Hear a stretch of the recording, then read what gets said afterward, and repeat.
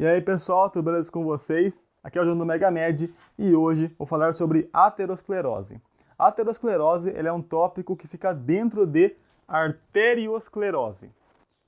A arteriosclerose significa o endurecimento da artéria. Então sempre que uma artéria ela perde a sua elasticidade e acaba tendo aumento de sua camada íntima, que é essa camada em verde, é o que denominamos de arteriosclerose. E a aterosclerose, o que diferencia a aterosclerose dos outros tipos de arteriosclerose seria o acúmulo de lipídios. Então, a aterosclerose ela também tem este aumento da íntima, também tem este endurecimento numa artéria.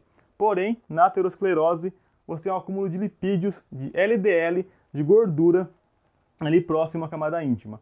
E para explicar melhor, temos esse desenho aqui. Então, primeiro, sempre que uma camada íntima de uma artéria ela sofre algum dano físico ou químico, o físico ele pode vir, por exemplo, de uma pressão arterial elevada. Então, uma pressão arterial elevada acaba causando dano físico a essa camada íntima.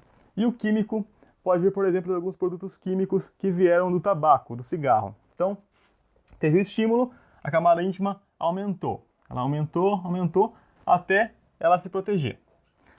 E de onde vieram essas células para compor a íntima? Essas células não vieram das células que já estavam na íntima.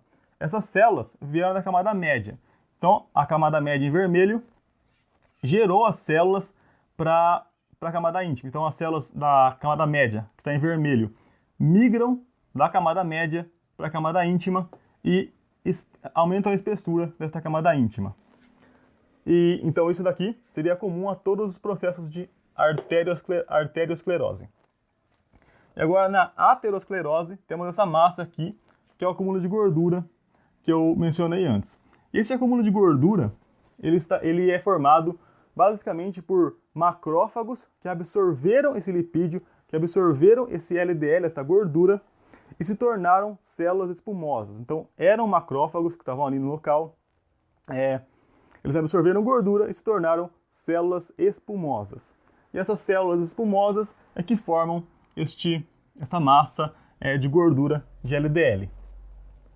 E esse ateroma, que é como é chamado essa massa aqui, esse ateroma, ele pode ser um ateroma, uma placa ateromatosa estável ou instável. E o que diferencia uma placa instável da estável seria a estrutura da camada íntima. Então, se essa camada aqui ela está bem organizada, ela é uma placa estável.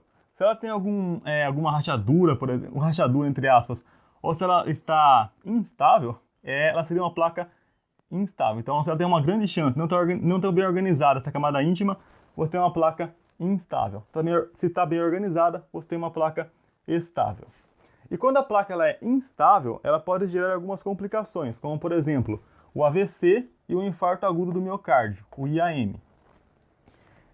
O dano que é causado por esse ateroma, por essa placa, pode acontecer tanto no local onde ele se formou essa placa. Então, por exemplo, temos aqui um vaso sanguíneo, ele se formou aqui e se rompeu.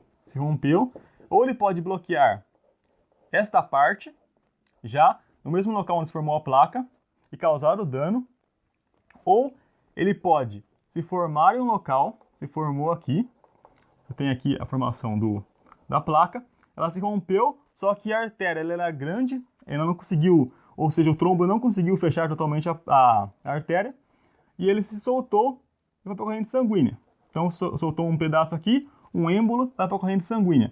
Até que ele chega em uma artéria menor, como por exemplo pode ser uma artéria cerebral, e ele bloqueia essa artéria porque é um trombo grande, então ele causa um dano distante do local onde se formou. Então ou ele bloqueia no mesmo local onde ele se formou, onde esse ateroma se formou, ou ele bloqueia uma artéria mais distante do local onde ele se formou. E daí ele gera o AVC, o IAM e outras complicações.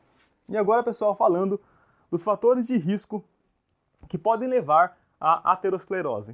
O primeiro fator de risco aqui seria a dieta. Então, uma dieta rica em gordura, rica em LDL, tem uma grande chance de poder causar a aterosclerose na pessoa, no paciente que tem uma dieta inadequada. O segundo seria a hipertensão, como eu disse, é um fator de dano, você precisa do dano desse estímulo para a íntima aumentar, para gerar qualquer arteriosclerose, e a aterosclerose também por ser um tipo de arteriosclerose. O terceiro seria o tabagismo, no mesmo sentido da hipertensão. Você tem aqui o dano na camada íntima e você gera esse estímulo para ela aumentar a sua espessura. Então foi isso, pessoal. Espero que tenham curtido o vídeo. Eu não falei tanto da hipertensão nesse vídeo, porque nós temos um vídeo no canal já sobre hipertensão. O Pedro, ele explica muito bem sobre fisiopatologia da hipertensão, epidemiologia, entre outros fatores da hipertensão. Também tem outro vídeo em que eu explico qual a relação da hipertensão com a diabetes e com a obesidade.